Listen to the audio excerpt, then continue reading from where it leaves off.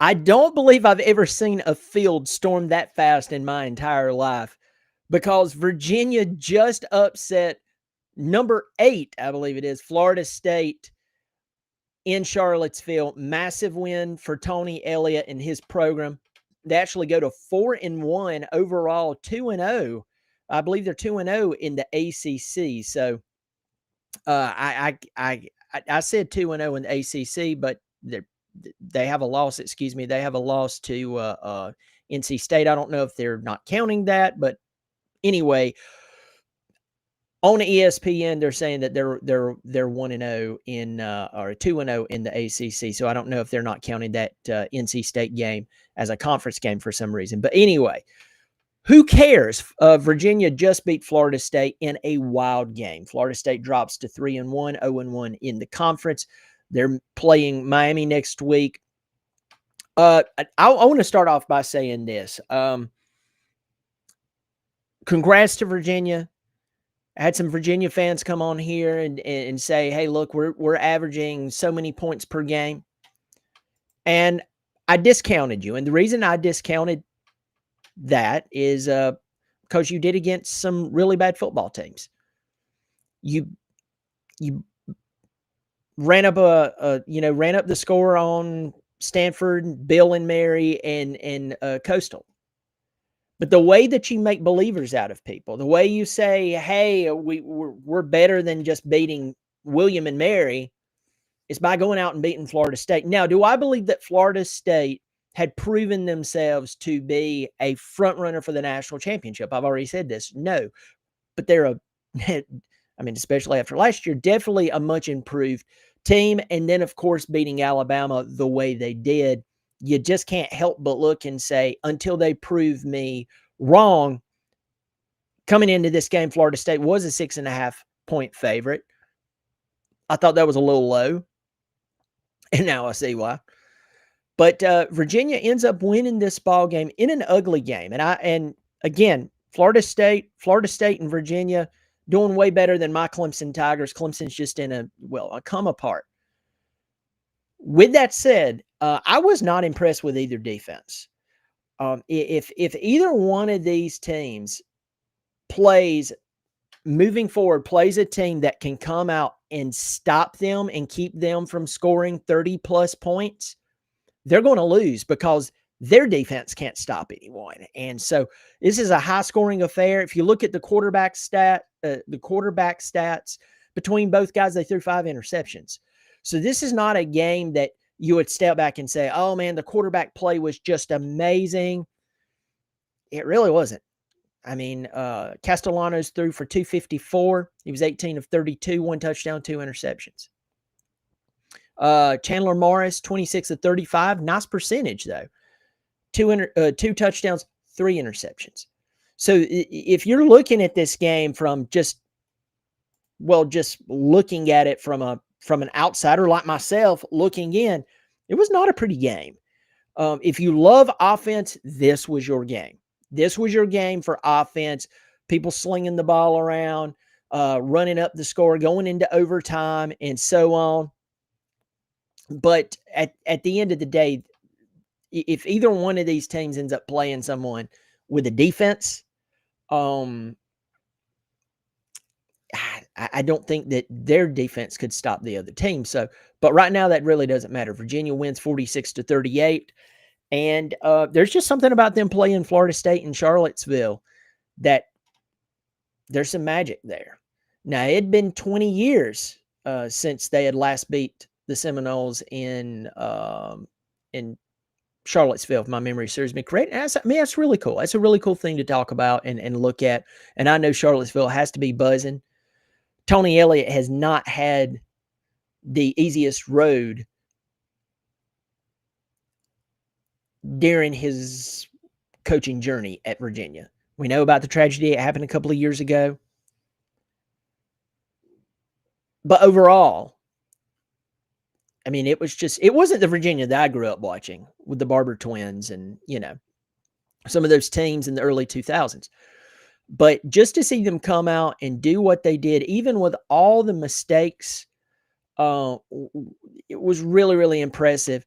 And I'll tell you this, Jamari Taylor, the running back for Virginia, this guy, I mean, he's 5'9", 204 pounds, somewhere around there, 205. This guy, just to see how well he played in this game. And yeah, he rushed for 99 yards. It wasn't like it was a 150, 200-yard game. But the guy was tough when they needed him to be tough. And I'm telling you, that was a really solid performance against this team. Castellanos came out. He was a leading rusher for their team, 78 yards. This guy puts the team on his back. But I will tell you this, in that last drive, Virginia did a very good job of keeping him from escaping the pocket. But I was really kind of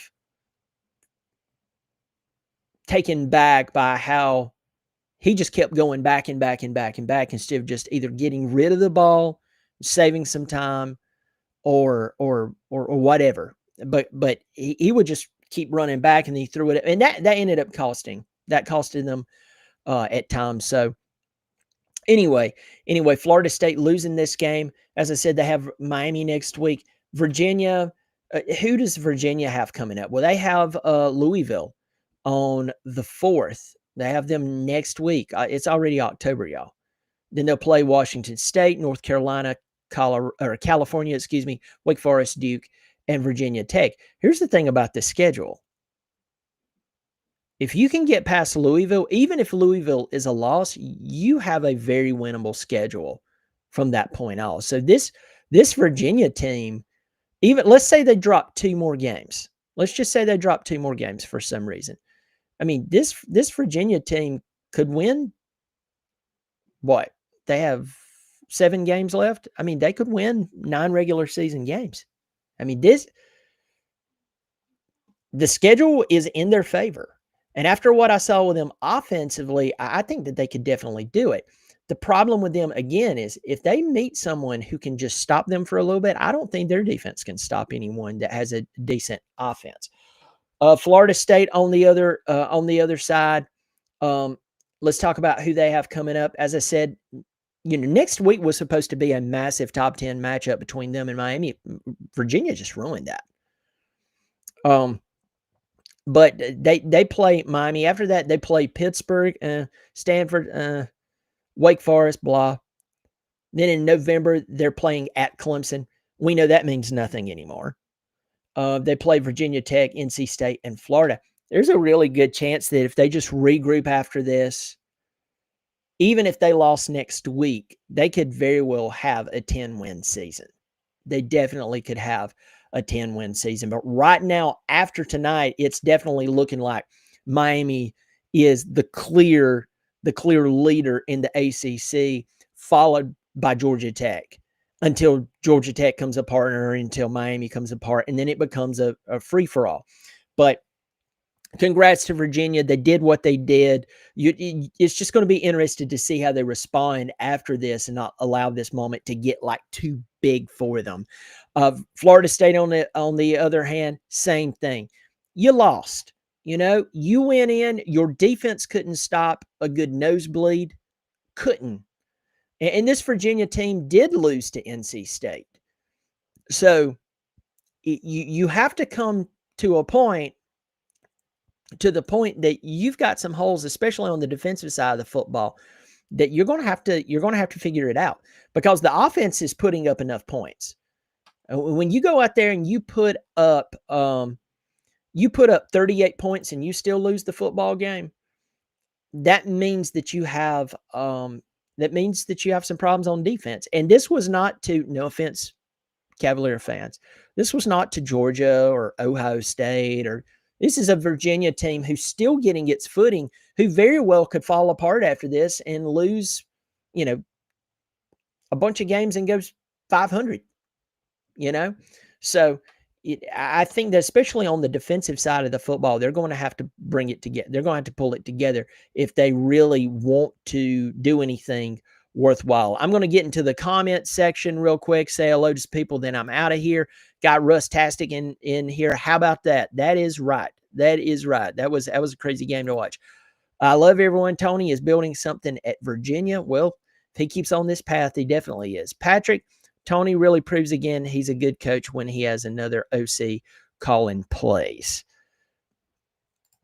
Either way, if Clemson miraculously wins our beating FSU at home, if Miami loses to Florida State, Miami loses the game after that, Clemson would have the tiebreaker.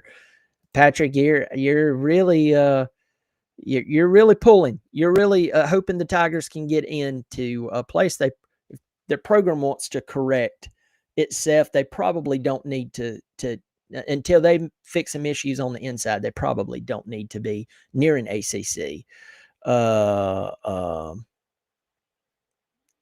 championship or anything like that, because it'll just make them feel like there's nothing to fix.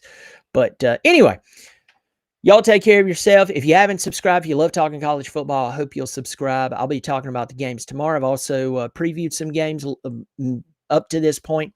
So tomorrow, definitely going to be